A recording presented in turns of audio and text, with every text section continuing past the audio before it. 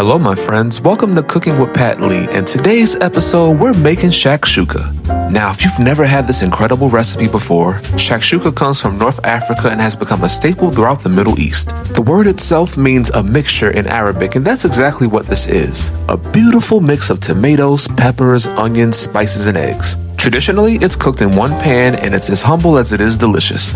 Over the years, it's become a global comfort food, loved both for its simplicity and bold flavors. And now I'm going to show you how to make it at home. Now, before we get started, I wanted to elaborate that I've never made this before. Sure, I've had it in restaurants and I've had it at Trader Joe's, and quite frankly, home cooked is where it's at.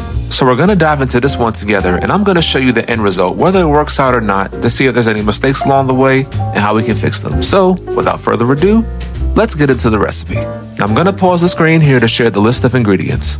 They'll be listed in the description as well, but just in case you don't read them, and you should because why not, the recipe will be there as well.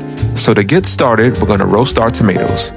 I had some cherry tomatoes in the fridge that I didn't want to go bad, and I just added them to a silicone lined baking sheet. From there, we're going to add 2 tablespoons of olive oil, followed by a pinch of sea dandruff. And if you're new to this page, that's just our special word for salt. And from there, we're just going to shimmy a few shakes of black pepper. And I like to give those tomatoes a bit of herby flavor, so we're going to add some of Grace's vegetable seasoning, which is a West Indian blend of herbs and spices. And once we get that nice and seasoned, we're going to use our hands to massage that seasoning right in. I like to make sure that all that olive oil and seasoning fully coats the tomatoes. They look so good after just a minute or so of massaging that, quite frankly, I could eat them now. But then if I did, I'd have no tomatoes left. Now, if you did this with Roma tomatoes or whole tomatoes, you can cut them into chunks or quarters, but since these are relatively small, you can leave them as is. And we're just going to put these in a 400-degree oven for about 25 or 30 minutes until the tomatoes blister and you get a little char to them. Now, while we wait for those tomatoes to roast in the oven, let's get going with the rest of our prep work. And that work starts with cutting up some vegetables, starting with the red bell peppers. I've seen some recipes that have green bell peppers and yellow bell peppers, and while they have their own distinct flavor profiles, I just say go whatever your preference is. But I'm going with red. I'm going to give these as fine of a dice as possible just to make sure that when they hit that hot pan, they're much easier to cook evenly. And once we get that finely diced, we're going to place that right to the side and get ready to chop up our jalapeno peppers. Now, it's completely up to you how you want to maneuver your jalapenos, but I like to remove the seeds from at least half of the pepper, only because we don't want to make this dish too spicy, although a slight kick of heat is perfectly fine.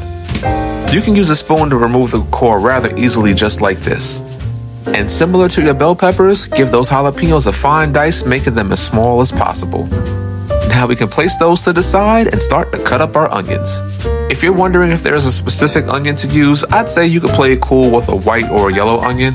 I know this is going to sound rather repetitive, but once again, give it a fine dice for those onions as well.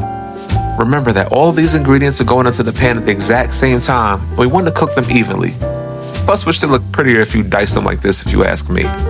Now, this last vegetable that we need to cook is going to give this dish some distinct and amazing flavor, and that's fresh garlic. I go by the expression, the more garlic, the better.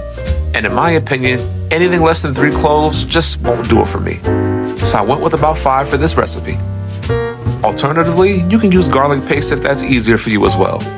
But if you're using the traditional old-fashioned garlic, just make sure that you remove the outer shell and make sure you cut off these bitter brown ends from the garlic. Now, once all of your garlic is finely chopped up, scrape it across the cutting board with your knife like this to help turn it into a nice-looking paste. It doesn't have to be perfect, but minced is enough that it practically melts in the sauce. So now that all of our vegetables are nice and diced, our tomatoes should be done roasting in the oven, and would you look at that? They did come out beautifully, if I do say so myself.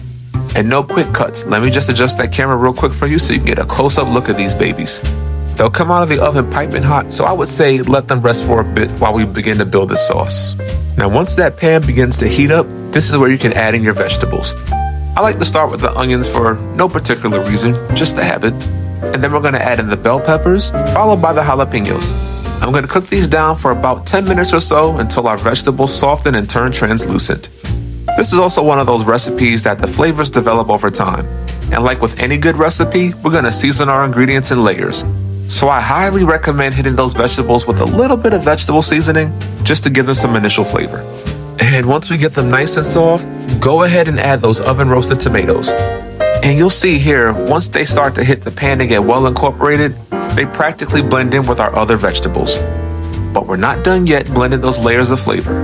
As you can see, I'm creating a well in the center of the pan, and right in the middle of this goodness is going to go in about a tablespoon of tomato paste. I like to put that directly on the pan to toast it up and build on that flavor.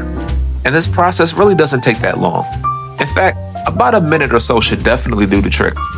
So once that's nice and toasted, we're going to continue building on this dish by adding in a can of whole tomatoes. I always prefer canned tomatoes because fresh tomatoes aren't always in season, and this is much easier. And although it's not filmed, make sure you fill up that can with just a little bit of water just to get the remaining flavor from that can of tomatoes and to help with the cooking process. And at this point, we can toss in our seasonings as mentioned earlier. And once again, you can check the full seasoning list in the description below. Now, optional, because I know somebody's going to mention it in the comments, you can add the garlic to the recipe right before you add the tomatoes. But anyways, toss that garlic into your pan, and then you're going to turn the heat on low to simmer, okay? We're going to place a lid on top of that pan for about 10 minutes. Now, after 10 minutes, we're going to remove the lid and just give it a little bit of a stirring so it doesn't burn and caramelize at the bottom of the pan. And after tasting the sauce, I realized that it needed a bit more salt, and so I adjusted it with a little more salt and a little bit more pepper to taste. And then after that, I just put the lid on once again to cook for another 10 minutes. Now after that 10 minutes was up, I saw that the sauce was exactly where it needed to be, and now it's ready for the eggs. Now I recommend that you place the eggs in a ramekin or something similar so that you're not directly cracking the eggs over the sauce and potentially getting shells in your dish. But anyway, go ahead and create small pockets in your sauce like this and add the eggs directly. And once that's done, simply cover with a lid. Now once you see that those whites are starting to develop around the eggs, you can turn the heat off and just place the lid right back on. The residual heat from the pan and that sauce will help to continue cook those eggs. But be warned, if you're like me and have to set up your cameras and lights to film rather than eat this right away, the eggs will unfortunately overcook, which was the case here. But the recipe still came out perfect minus this mishap, and that's okay. You're getting this recipe here so you can see what I did well, what mistakes I made, so we all can learn from them. But that doesn't take away from this recipe because it was indeed delicious. The sauce was flavorful, rich, and definitely hearty.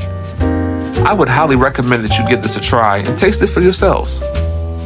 Well, that's it for this video, my friends. I really hope you enjoyed it and I hope you learned something today. If you'd like to get the full free recipe, I'll share where you can find it in the description below. Comment your thoughts in the comment section. As always, thanks for watching. And until the next time we feast, peace.